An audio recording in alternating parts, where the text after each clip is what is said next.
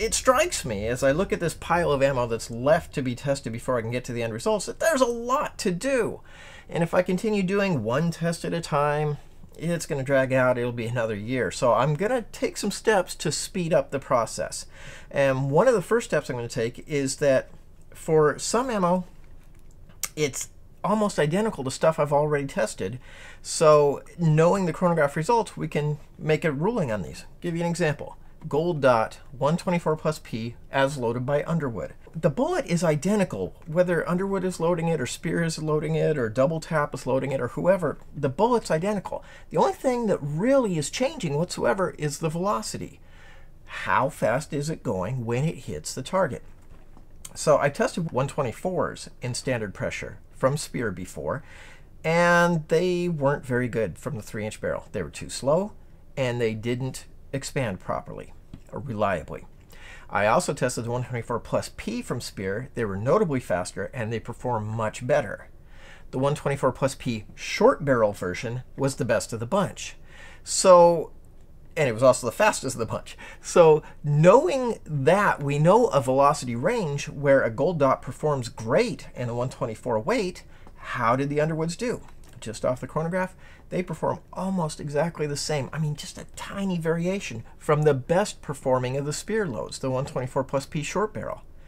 Based on that, knowing the velocities from the 3-inch barrel and knowing the bullet, I can say this is going to be a fantastic load. There's no reason to go ahead and put these individual bullets through gel just to find out that we know exactly what a Gold Dot does at that speed.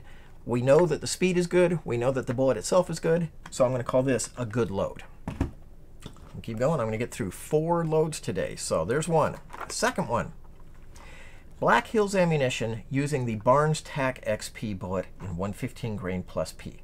Now I've tested a few different 115+Ps of this Barnes load. One of them is from Barnes themselves, the TAC-XPD. It claims to be plus P, but its velocity was a lot slower than some of the other ones that I tested. And as a result, just like with the Gold Dots, we had inconsistent or even fail to expand from that Barnes loading from the 3-inch barrel. Might be fine from a 4 or 5-inch barrel, doesn't matter. I'm testing for 3-inch, and I found the Barnes loading to be too slow to give it proper performance. Tested the same bullet from CorBon in their DPX, also claims to be plus P. It was about 100 feet per second faster, and the performance was much better. The CorBon DPX 115+P with the Barnes bullet is one of the best performing 9mm rounds I tested of all. It was fantastic. Very happy with that one. So now we know a range of what's too slow and what's great. We have from Black Hills Munitions the exact same bullet loaded here, the 115 Barnes TAC-XP bullet in a plus P pressure. The velocities that we got from this are almost exactly the same or extremely close to the CorBon DPX. So if you got the same bullet going at the same speed, the DPX was a brilliant performer, then I'm going to call these Black Hills would be also an excellent, brilliant performer. How do you choose between these and the DPX? I mean, Black Hills is a great brand. I would choose based on price. If you can get the CorBons cheaper, get those. If you can get the Black Hills cheaper, or whether they're in stock, obviously, that's another consideration, get those. But the Black Hills 115+P with the Barnes bullet, that is a great load. Now, 2 that we're going to be testing today, where I'm actually going to be testing them fully, are from CorBon. When they came on the scene, their big thing was velocity is king. Velocity is everything. The faster they could throw a bullet, they figured that the more energy it was delivering and the more stopping power it would have.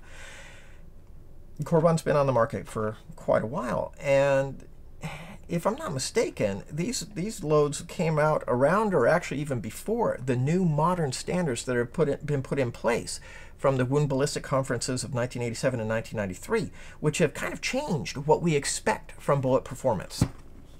Through ballistic gel, we want to see a minimum of 12 to 18 inches of penetration with and without 4 layers of denim. Now, the velocity is not really a factor in what the modern standards call for. They call for that to observe the amount of damage that the bullet actually does. How big does it expand, or does it reliably expand?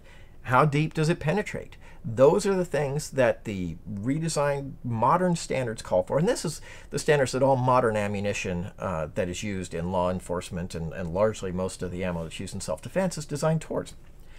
These bullets were designed before that, so I was interested to see how would these perform compared to the modern standards.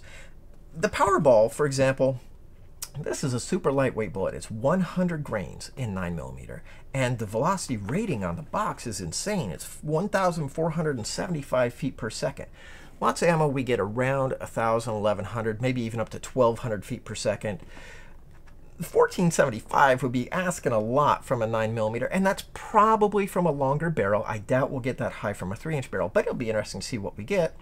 And the Pow'R Ball, its name comes because it's got this big polymer ball in the hollow point cavity. CorBon says that when they first designed these, they were initially running into some problems with feeding reliability. So they put in this polymer ball that effectively gives the bullet more of a conventional round nose FMJ type of profile and was supposed to increase the feeding reliability. I think the ball also probably helps the bullets to expand, because if that ball hits something and gets smashed into the bullet, it should help the petals come apart. So the Pow'R Ball is a low weight, high velocity round. We're going to see how those do, and we're going to compare them to the CorBon original self-defense JHP. First bullets that CorBon made. These are 115 grain plus Ps. They're rated at 1,350 feet per second.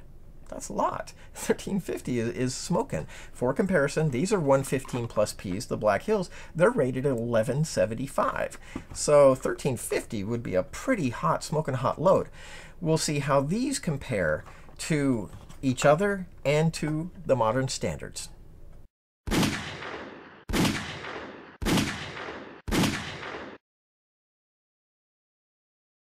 All right, the Pow'R Ball did better than I was expecting. I thought a little lightweight bullet from a short barrel gun. I didn't really expect we had a chance to get decent penetration at all, but decent is definitely what we got.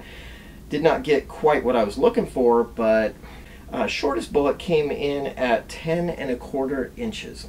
Then we had two bullets come in at 10¾ one at 11, and one at 11½. It's not quite to the levels that I'm looking for, but it's better than I was expecting.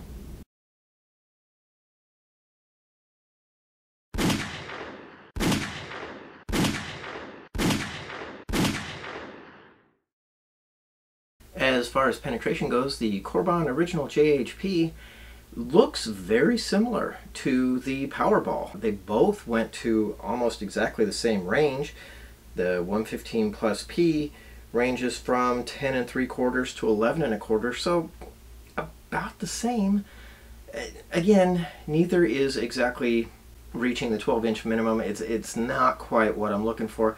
And looking at the bullets, it looks like they got a little torn up. Pieces falling off of them, partly disintegrating, the jacket's coming apart. So, you know what? Ability to deliver a nasty hit. They don't quite hit the 12 inches, but they do come pretty close.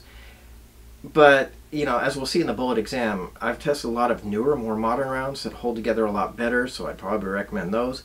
But still, it's interesting to see what these venerable high-speed CorBon bullets do. The jacket that's stuck behind is shredded and looking like an octopus, but the lead that created the entry wound and does the damage all mushroomed beautifully. No complaint whatsoever with that. The bullets didn't really fragment, they didn't shred pieces, they stayed together, penetrated as deep as a 100 grain bullet is likely normally going to do. They expanded very big. So I don't have any problem with this other than that they didn't go very far. They were consistent. I got to point that out. They were all within almost an inch of each other, which is really nice to see between denim and bare gel. 5 bullets all coming in within roughly an inch, 1.25 from the shortest to the furthest. That's very good.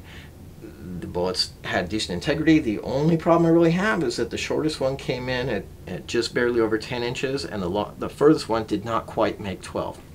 I'm looking for a bare minimum of 12 inches or above. That's what the existing standards require. These did not quite make that, but they still did decently well. I am more impressed with the Pow'R Ball than I expected to be. These are the original CorBon Defense JHP, the 115+P. We'll ignore the barrel for a second and look at the denim. Denim bullets. Nice, beautiful, fairly uniform expansion. Just a little bit of a couple of pieces came off. These jellyfished out claws would, you know, if the bullet did tumble, those would cut some flesh and it wouldn't make a difference in most of the travel of the bullet, but when it got slow, when it was slowing down and it wasn't doing damage through cavitation, then these little cutting pieces can come into play and maybe do a little additional damage at the end of travel. That might be the difference between, you know, nicking something vital or just bumping by it. So that's not bad. It's not going to win the ammo quest here, but it's not too shabby. The bare performance, this looks worse than it was. In the gel block, the bullets had clearly lost some pieces through the travel, and that's not really, you know, like a rifle round where it's fragmenting deep and making additional wound channels. It's just pieces falling off and trailing behind it. It wouldn't feel good to the person, so it's not necessarily entirely negative, but I don't think it's a positive, because if it had hung together, maybe it could have penetrated deeper. They didn't do bad, 11 and 10 3/4, but not quite where I wanted. But when I went to pull them out of the gel block, they kind of just all came to pieces here. So this looks worse than it was. These had largely stayed together, and the piece that reached deep was largely one big chunk, but it wasn't held together anymore. And so as I tried to pull it out, it just fell apart. The denim bullet performance is the more important to look at. The bare gel is a relevant test. We need to do that, but the denim one is what bullets normally, when they're pulled out of bodies, they look like bullets that have been shot through denim covered gel.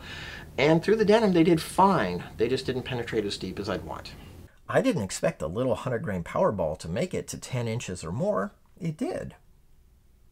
It picked up the gel block and really kind of threw it around, so it hit hard. Somebody hit with one of these is going to feel the impact. And the JHP did about as well in penetration. I really preferred how the Pow'R Ball stayed together, and that big, huge mushroom disc that they came up with versus the disintegration that kind of happened with Corpse. I'm really surprised they did as well as they did, and I gotta say, somebody hit with either one of these is gonna feel it. This little 100-grain bullet, I thought the Pow'R Ball was gonna be a gimmick, frankly, and I think it was pretty decent. It does not meet the penetration standards. I mean, when you got a 124 HST that's going 14, 15 inches, then settling for 10 to 11 inches, just why do it? So these could do fine, but when we're looking for the best, they're not really meeting the standards that we're looking for, so I got to pass on them. Thanks for watching. Hope you enjoyed what you saw. If you did, please hit the like button, and if you hit the subscribe button, you'll be notified the next time a video is posted.